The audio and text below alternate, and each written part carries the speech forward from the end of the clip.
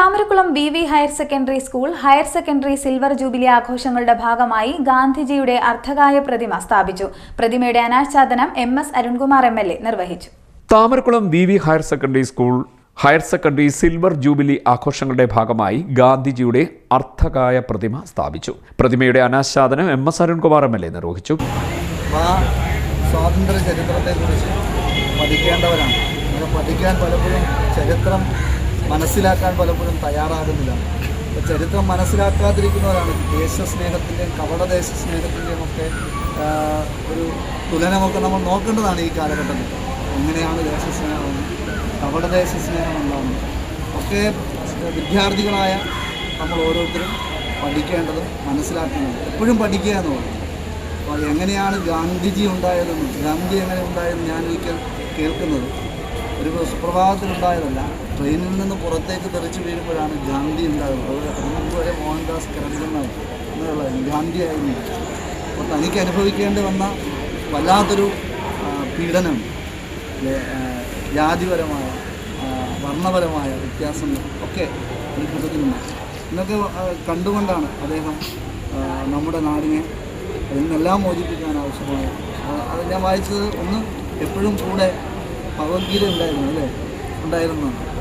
അദ്ദേഹം വിളിക്കുന്നൊരു രാമനുണ്ട്. ആ രാമനകത്ത് മാനുഷ്യാളായ അരുത് കാട്ടാം, അരുത് എന്നുള്ളതാണ് അദ്ദേഹത്തിൻ്റെ അരുതെന്നാണ് അദ്ദേഹം പറഞ്ഞുകൊണ്ടിരുന്നത്. വർത്തമാനകാലത്തിൽ അരുതെന്നാണോ എന്നുള്ളത് ചോദിക്കേണ്ടതാണ്.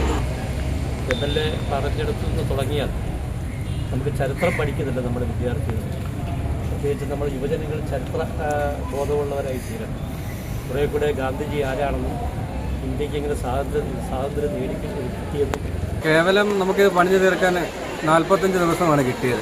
ആദ്യം ഒരു ശില്പിയെ നിരക്കി നമ്മൾ കുറേ നടന്നിരുന്നു. അങ്ങനെ ഇരിക്കുകയാണ് സ്കൂളിലെ സ്വാതന്ത്ര്യം ക്ലബിൻ്റെ അംഗമായ ശ്രീ ഹരീഷൻ സാർ ഇദ്ദേഹത്തെക്കുറിച്ച് നമ്മളോട് പറയുന്നത്.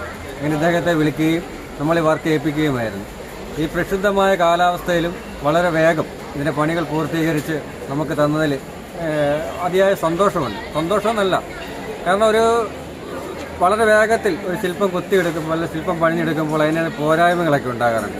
ഈ ശില്പം നോക്കിയാൽ അറിയാം, യാതൊരു ന്യൂനതകളും അതിൽ പറയാനില്ല. നിരവധി പരിമിതികൾക്കുള്ളിൽ നിന്നുകൊണ്ട് വളരെ മനോഹരമായി ഒരു ശില്പം പണിയെടുപ്പിച്ച ശ്രീ അനിൽ കട്ടച്ചിറെ ഈ അവസരത്തിൽ സ്മരിക്കുകയാണ്, നന്ദി രേഖപ്പെടുത്തുകയാണ്. അപ്പം മഹാത്മാവിനെക്കുറിച്ച് പറയുകയാണെങ്കിൽ ഞാൻ ഗാന്ധി സ്മാരക നിധി തിരുവനന്തപുരത്ത് ഗാന്ധി ഖാദി ബോർഡിൻ്റെ ആസ്ഥാനം വഞ്ചൂർ തിരുവനന്തപുരത്തിരിക്കുന്ന എൻ്റെ ശില്പമാണ്.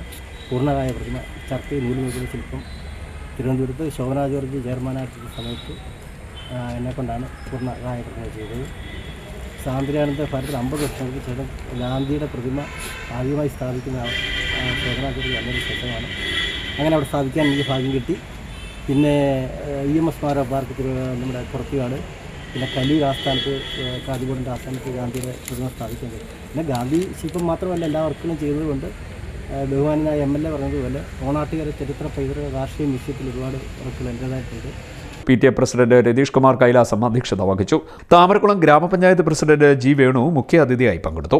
സ്കൂൾ മാനേജർ പി രാജേശ്വരി ശില്പി അനിൽ കട്ടച്ചിറയെ ആദരിച്ചു. Principal R Ratheesh Kumar, HMS Safeena Beevi, PTA vice പ്രസിഡന്റുമാരായ MH Anees Malik, H Rishad, Sreekala Prasad, deputy HM T Unnikrishnan, മാതൃസംഗമം convener Alfina Shanas, Jiji H Nair, R Harilal, staff സെക്രട്ടറിമാരായ PS Gireesh Kumar, CS Hareeshnan, father Joyce V Joy എന്നിവർ സംസാരിച്ചു. Father Joyce V Joy, Ratheesh Kumar Kailasam, Greeshmaji Krishnan, Praveen Ganesan, Basim Badaruddeen എന്നിവർ നിർമ്മാണ കമ്മിറ്റിക്ക് നേതൃത്വം നൽകി. പ്രസിദ്ധ ശില്പി അനിൽ കട്ടച്ചിറയാണ് പ്രതിമ നിർമ്മിച്ചത്. CDNet news, Charummood.